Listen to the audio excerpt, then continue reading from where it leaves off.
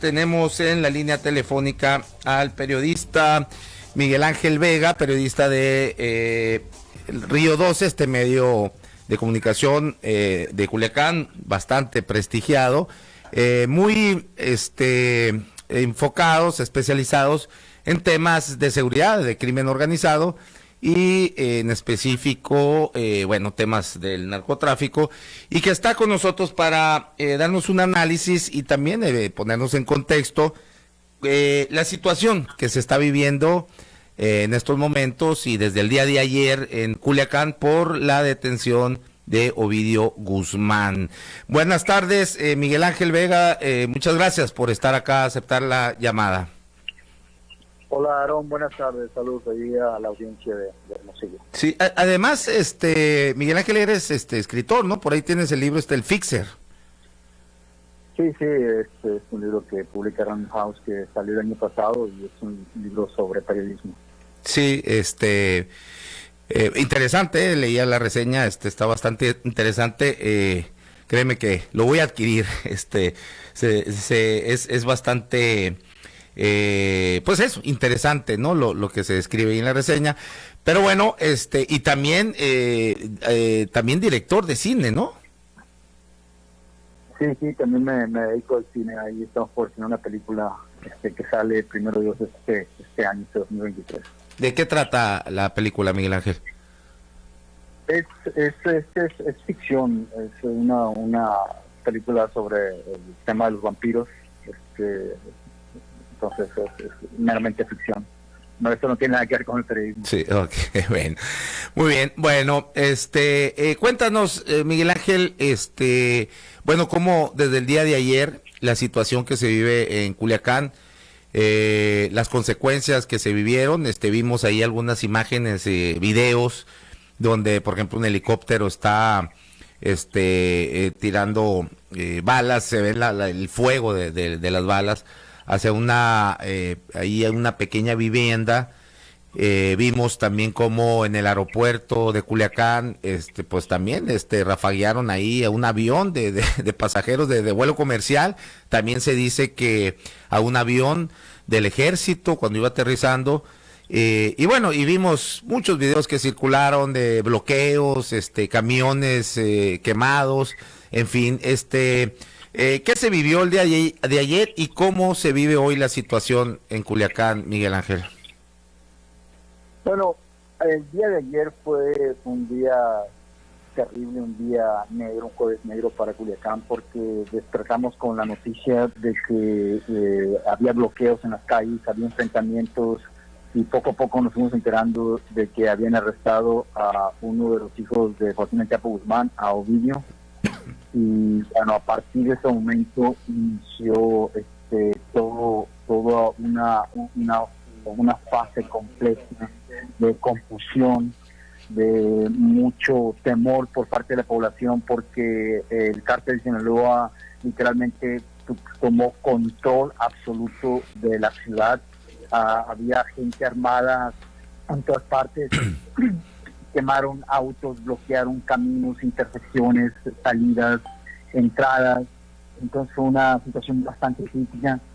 El gobierno del estado pidió a la población que nadie saliera de sus casas, y obviamente por temor todo el mundo obedeció. Nadie, absolutamente nadie, las calles de Culiacán estaban completamente vacías, solamente circulaban camionetas repletas de gente armada. Entonces era una situación bastante crítica. El gobierno pasaba de vez en cuando, estoy hablando de militares.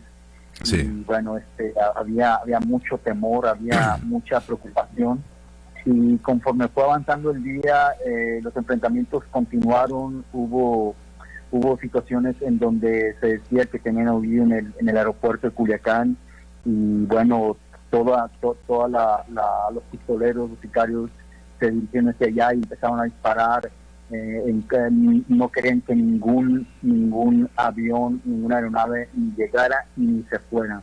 Entonces sí, fue una situación bastante crítica. Los disparos se escuchaban a kilómetros de distancia, porque estamos hablando de armamento sumamente poderoso, como son barriles calibre 50, AK-47, AR-15.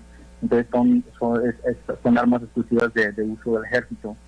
Y fue bastante complicado para la ciudadanía, durante todo el día, hasta la noche, estuvo todo cerrado, todos los negocios, restaurantes, hoteles, cafés, tiendas departamentales, de autoservicio, etcétera. Pues todo estuvo cerrado y sí fue bastante complicado. Hoy, sin embargo, hoy ya amaneció un poco más tranquilo. Culiacán poco a poco empieza a regresar a la normalidad.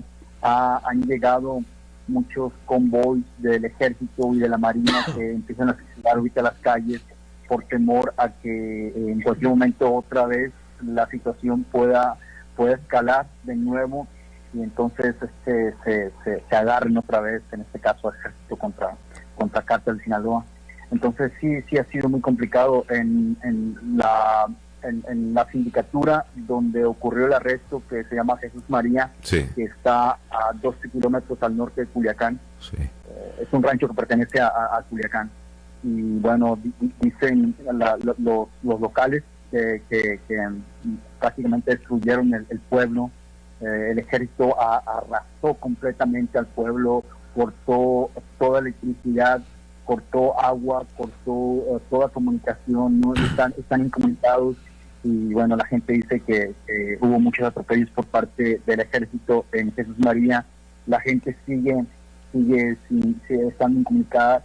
Se desconoce el número de muertos, aunque el secretario de la defensa dijo que fueron 19 sicarios muertos, pero la gente dice que son muchos, pero muchos más. Entonces, en este momento la versión oficial se contrapone mucho a la versión de la gente que está en esta comunidad, la cual se queja de que es incomunicada y no hay acceso en absoluto porque ningún periodista puede entrar porque el ejército tiene resguardada toda la zona, nadie entra, nadie sale. Entonces sí ha sido complicado, pero como te digo, Culiacán ya empieza un poco a regresar a la normalidad. Hay mucho movimiento todavía de punteros, pero sobre todo sí se está notando la llegada del ejército. Restaurantes ya empiezan a abrir, cafés, tiendas de supermercado, etcétera. Todo ya poco a poco la gente empieza a salir con cierta cautela. Sí. Me dices 19 sicarios son los que están reportados como fallecidos, ¿no? En los enfrentamientos. De la población civil, hasta donde tengo entendido, ahorita no se reporta ninguna baja, ¿verdad? No se reporta ninguna baja, no se ha sabido hasta este momento. Yo pienso que influyó mucho que este operativo, a diferencia del operativo de octubre de 2019, que ocurrió en la madrugada. Sí. A partir de las 3:30 de la madrugada empezaron a esa hora. Es muy raro que gente haya en las calles en el momento en que empieza el movimiento de sicarios y de militares, y sobre todo los enfrentamientos y los helicópteros. La gente rápido va y se resguarda, y hasta el momento no se han reportado bajas civiles, porque mucha de la gente durante todo el día de ayer, en su totalidad, estuvo encerrada en sus casas por temor a que una bala perdida pudiera alcanzarlos.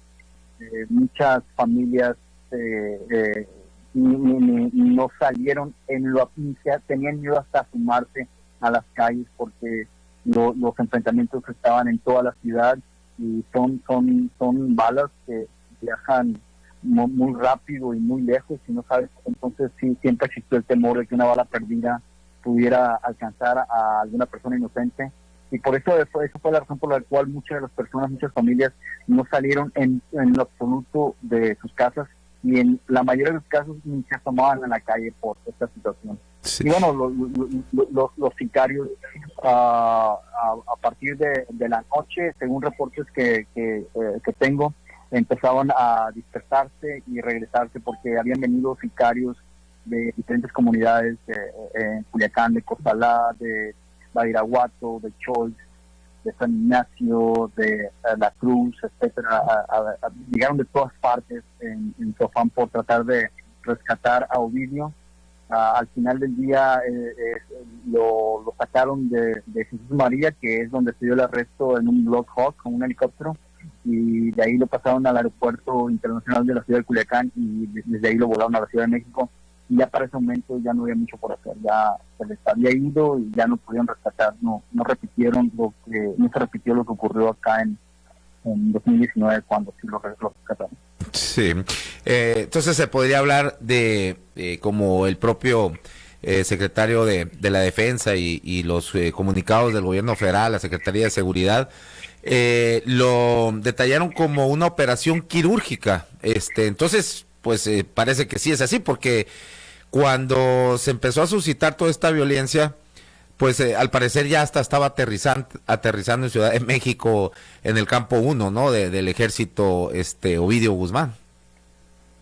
Aparentemente sí, yo pienso que fue una operación bien planificada, pero al mismo tiempo muy violenta, porque cuando llegan por él, lo atacan, según las versiones que nosotros hemos recogido, atacan desde el aire, llegan como en 3 diferentes Black Hawks y empiezan a disparar en la madrugada. Está oscura la ciudad todavía, pues desde los helicópteros empiezan a tirarles con barras calibre 50 a las camionetas de seguridad que tiene Ovidio, las despedazan porque es una ráfaga de disparos la que está cayendo del aire de diferentes direcciones, y aquí ellos tratan de reaccionar, pero es demasiado violenta la acción del gobierno, violenta, sorpresiva y rápida.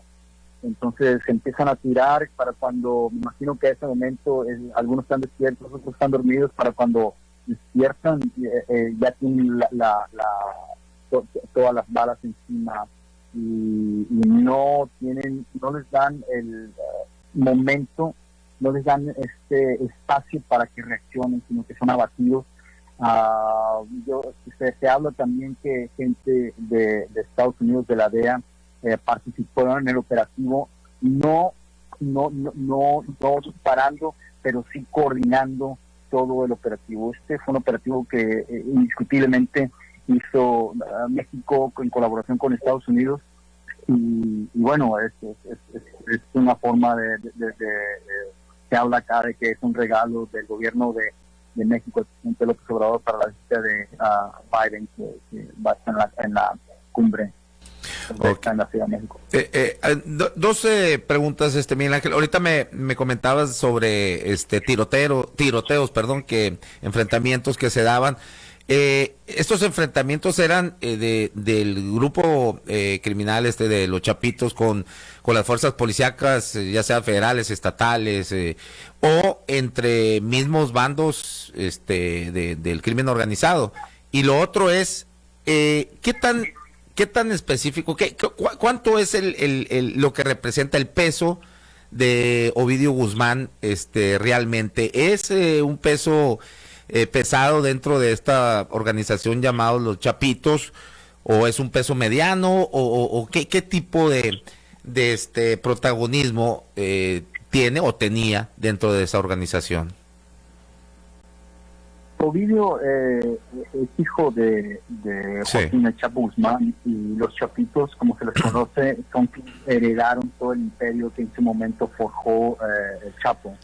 Entonces, Ovidio era uno de los líderes del grupo, y obviamente que sí, no sé qué repercusiones, hasta qué punto reacomodo va a tener, porque finalmente se les va uno de los coordinadores, de los líderes, pero quedan 3 más. Entonces, al final del día yo siento que la captura no significa nada en cuanto al tráfico de droga. Es lo mismo que puedo decir respecto a la que se capturó en su momento de Joaquín El Chapo Guzmán. Cuando lo capturaron, no disminuyó en lo absoluto el tráfico de drogas. Y lo que puede pasar en este caso es que va a haber reacomodos quiere decir que va a haber muertes, va a haber consecuencias y va a haber más violencia. Tal vez no quizás en el mismo extremo como cuando arrestaron a Alfredo Beltrán Leiva en 2008 y se fraccionó el cártel de Sinaloa, se separan los Beltrán Leiva del cártel de Sinaloa y se desató una guerra. No creo que llegue a ese extremo, pero sí creo que va a haber reacomodos, va a haber consecuencias y bueno, es muy difícil especular qué es lo que sigue, cómo van a ser esos acomodos y hasta qué punto va a haber consecuencias. Pero de manera general, yo creo que la organización del cártel Sinaloa, particularmente la facción de los Chapitos, son muy organizados y no creo que cambie en lo absoluto nada. Yo creo que esto va a seguir. Y respecto a la pregunta, si los enfrentamientos eran entre entre los pistoleros o el gobierno, el enfrentamiento era entre gobierno y sicarios. Eran sicarios que de las diferentes facciones del cártel de Sinaloa que intentaban rescatar a Ovidio Guzmán y contra militares que habían conducido la operación. No hubo ataques directos contra policía municipal ni el Estado, y el ataque de la guerra en este caso era directamente contra el ejército mexicano, que era quien había organizado el operativo, era quienes habían preparado todo esto para realizar el arresto, y bueno, estaban completamente entre ellos. Pero hubo un momento en donde la ciudad quedó completamente abandonada, no se miraba un solo militar en las calles y sí se miraba un ejército de sicarios circulando, controlando, dirigiendo las calles. Y es ahí como te digo que la población entera se prefirió mantenerse resguardada, parapetada en sus domicilios, antes que salir y poderse verse en una situación en donde son atacados por los sicarios. Ahora, Miguel Ángel, ¿qué se dice de las autoridades ahí locales, tanto el gobierno del estado, porque ayer veía algunas declaraciones, leía más bien algunas declaraciones del propio gobernador y pues denotaba cierta sorpresa ante esto. Es evidente que no fueron incorporados a la estrategia de esta detención, aunque el secretario de la Defensa los menciona como dentro a la Secretaría de Seguridad Pública de Sinaloa como participante también en esto, ¿no? Pero al ver las reacciones del gobernador, pues denota eso, ¿no? Sorpresa. No, yo no creo que el gobierno del estado ni el gobierno municipal haya estado enterado de alguna manera de este operativo.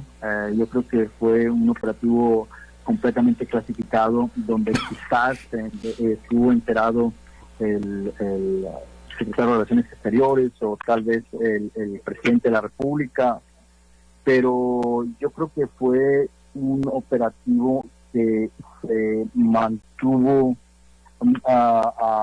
muy discreto y que estuvieron maquilando durante muchos meses o quizás años el ejército mexicano con la DEA, tratando de ubicarlo a través de drones, a través de informantes que ellos tienen dentro de esta organización criminal, y difícilmente no se podía, es imposible imaginar que en algún momento hayan notificado al gobierno del estado, inclusive a la misma Secretaría de Seguridad Pública, de esto que iban a realizar, porque el temor de la filtración y de la misma DEA es que se vaya a filtrar información. Entonces tratan de mantenerlo todo muy discreto, solo quienes deben de saber, inclusive muchas veces la mayor parte del tiempo ni siquiera los militares que están participando en la operación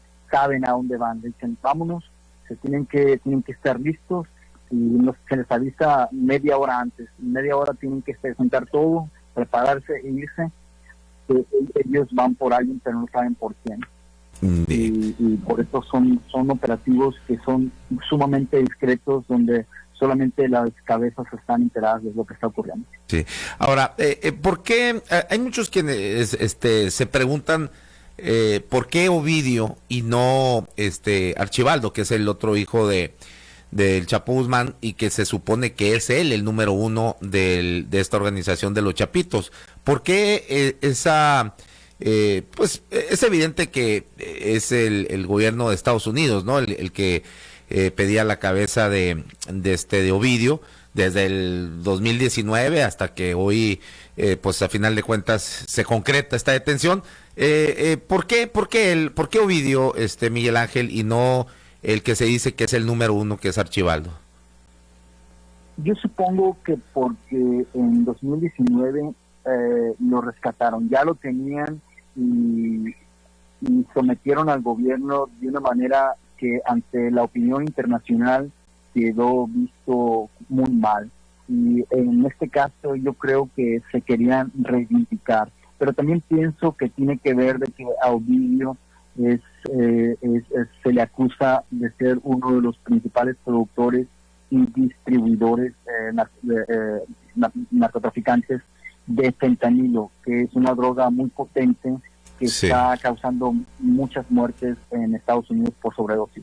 Entonces yo creo que esos dos elementos estaban juntos, decidieron actuar, decidieron planificar esto. Yo creo que se enfocaron muchísimos meses en este operativo, tratando de ubicarlo a través, como te digo, de informantes, a través de inteligencia, que a través de drones que los gobiernos de México y Estados Unidos tienen y vuelan sumamente altos y tienen una precisión muy buena, muy alta.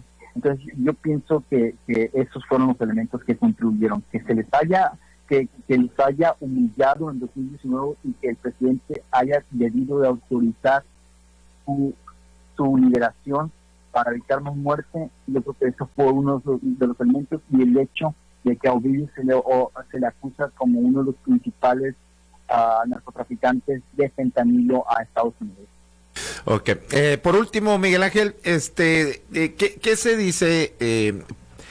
Bueno, incluso las autoridades han dicho que, bueno, se están reforzando los estados aledaños como Durango, Sonora y Chihuahua por la posible ola de violencia que se deje venir con esto, que van a trastocar estos estados, porque bueno, pues hay una fuerte presencia de esa organización de los Chapitos en estos estados, e incluso acá en Sonora sí ha habido una fuerte despliegue de seguridad, sobre todo hacia el sur del estado, donde se hace frontera con Sinaloa.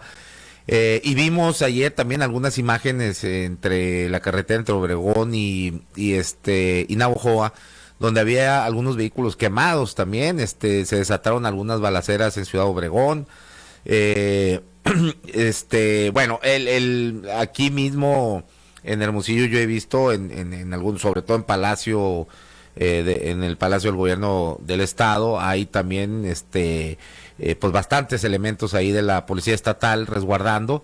¿Qué se espera? ¿Qué se dice de la ola de violencia? ¿Va a traspasar las fronteras estatales, sobre todo estos estados que te menciono, bueno, y más específicamente, que es aquí donde nos atañe en Sonora? ¿Se espera eso, que haya una ola de violencia también? Por cierto, también en Caborca, que está más hacia el norte del estado, hubo por ahí un camión de la minera esta Fresnillo, que fue también incendiado, bloqueando la carretera. En fin, ¿qué se espera para Sonora en esta ola de violencia que a su vez se está esperando por lo que nos acabas de mencionar de los reacomodos dentro de esta organización criminal de los Chapitos? Yo creo que la violencia va a escalar, no únicamente se va a quedar en Culiacán y en Sinaloa, sino yo creo que va a otros estados donde los Chapitos tienen presencia, particularmente lo que es Sonora y Baja California, porque se vienen estos reacomodos y hay un hueco que momentáneamente queda y que hay que ir llenando.